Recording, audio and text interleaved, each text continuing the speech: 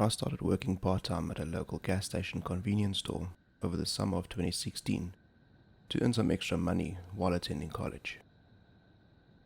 When I was hired, I was informed that female employees were never scheduled to work overnight shifts for obvious safety reasons, which I was relieved to hear. I wasn't so much worried about my safety, but I was concerned about getting enough sleep before classes.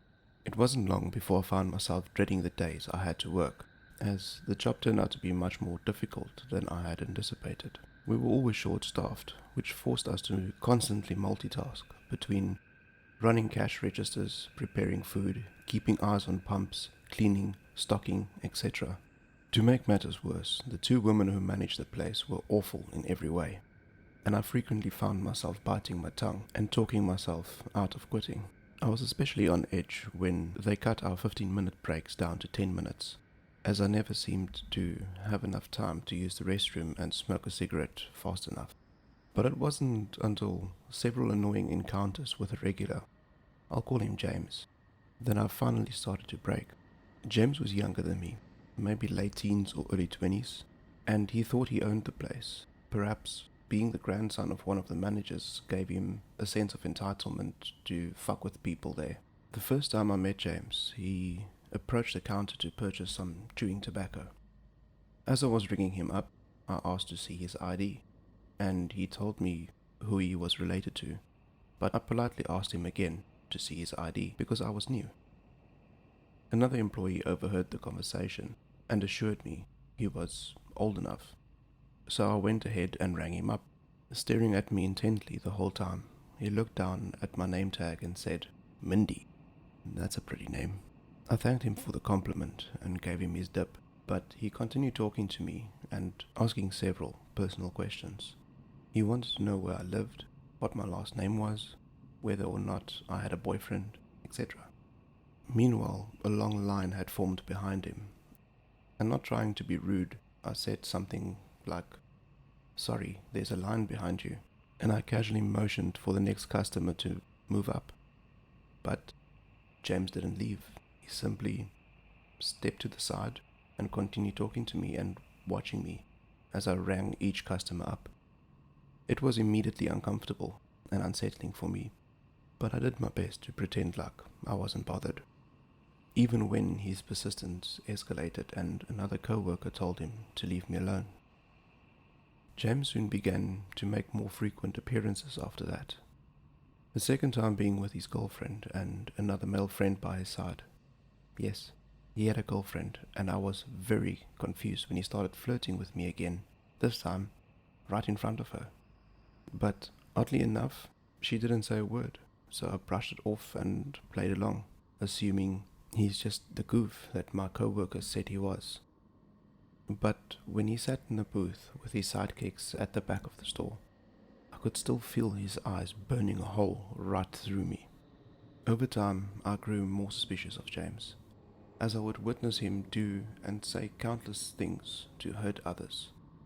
I knew that he was annoying, and I had learned to brush it off as an all-in-good fun type of humor, like everyone else did. But when I caught him making fun of another co-worker to her face, all I could feel was anger toward him.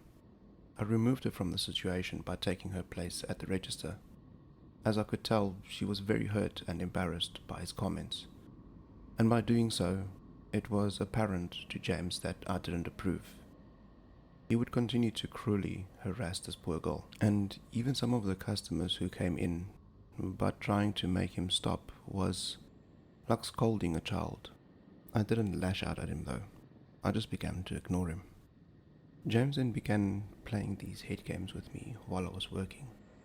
He would take soda and candy, walk outside without paying for it, and then come back in the store and say that I forgot to ring him up loud enough for everyone to hear.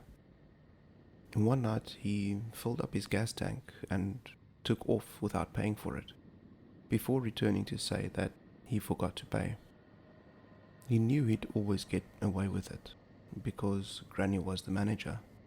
By this point, it wouldn't have surprised me if he really was stealing gas and food from the store.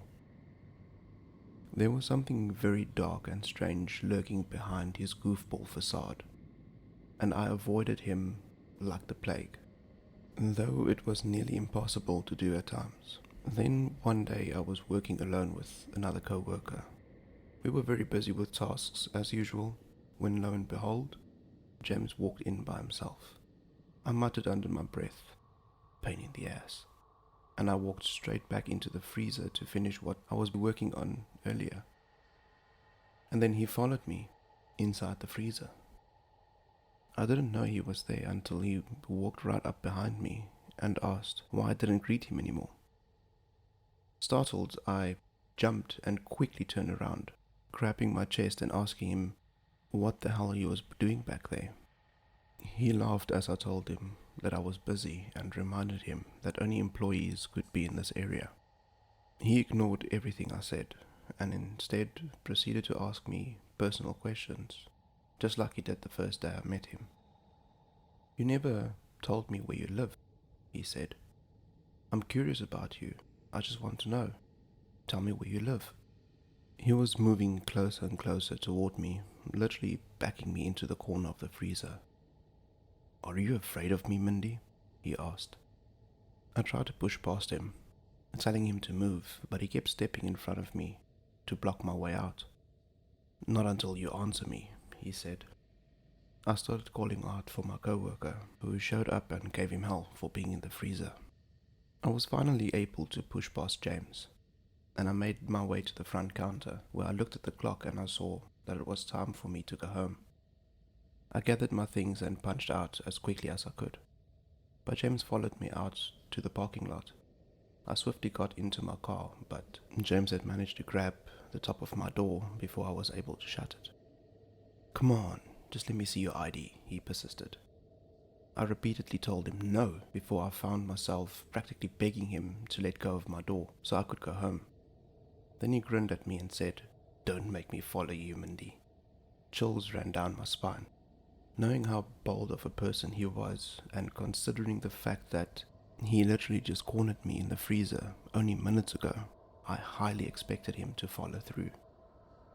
Threatened by visions of what my drive home might soon look like, I became very angry. I looked at him dead on before shouting, "Let go of my fucking door and stay the fuck away from me." I then grabbed the door handle and ripped the door shut as hard as I could. He tried yanking on the door handle from the outside to open it, but luckily I'd locked the doors in time. He then continued to knock on my window, asking to see my ID. But I started my car and backed away from him. I turned the wheels and hightailed out of there, while he just stood there and watched me speed off. I was never so glad to finally get away from him, but I was paranoid the whole way home, thinking that he could possibly catch up to me on the road, even though I never saw his vehicle behind me. I would end up quitting the job after this, and I didn't even care that my hiring manager was pissed about it. I had enough of everything, and dealing with James was the last straw. I didn't bother explaining anything to my manager because it was apparent to me that James was probably never held accountable for anything he ever did wrong in his life, and he likely never would be. I never saw him again after that, and I hope I never do either. James was a jerk, a clown, a joker, but he was also borderline psychotic.